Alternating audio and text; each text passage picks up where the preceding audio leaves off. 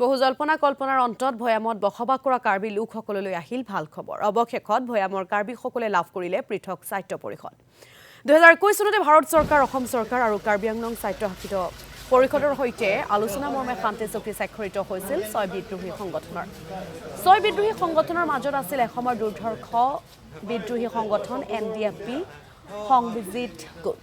শান্তি চুক্তি অনুসৰি বিদ্ৰোহী সংগঠনটোৰ মুখ্য সেনাধ্যক্ষ সংবিজিত কাঠাৰ ইংটিক প্ৰদান কৰা হৈছে ভৈয়ামৰ কাৰ্বি স্বায়ত্ত পৰিষদৰ মুখ্য কাৰ্যবাহী সদস্যৰ পদ।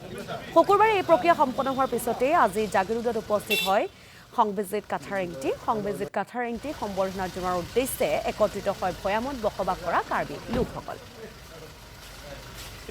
যোৱা 2021 চনত ভাৰত চৰকাৰ, অসম চৰকাৰ আৰু কাৰ্বি আংলং স্বায়ত্তশাসিত পৰিষদ সাক্ষী হিচাপে থাকি পেলাই শান্তি চুক্তি হৈছিলে আমাৰ 6 বিদ্ৰোহী সংগঠনৰ সৈতে। সেই শান্তি চুক্তি অনুসৰি ভৈয়ামত থকা 8খন জিলাৰ কাৰ্বিসকলে বহুত দিনীয়া এটা দাবী আছিলে, আমাৰ নিজস্ব এটা অট'নমাছ কাউন্সিল আমাক লাগে। এইটো বহুত দীৰ্ঘদিনীয়া দাবী আছিল আৰু সেই দাবীটো যোৱাকালি এইটো অসম চৰকাৰে পূৰ্ণাংগ ৰূপত দিলে।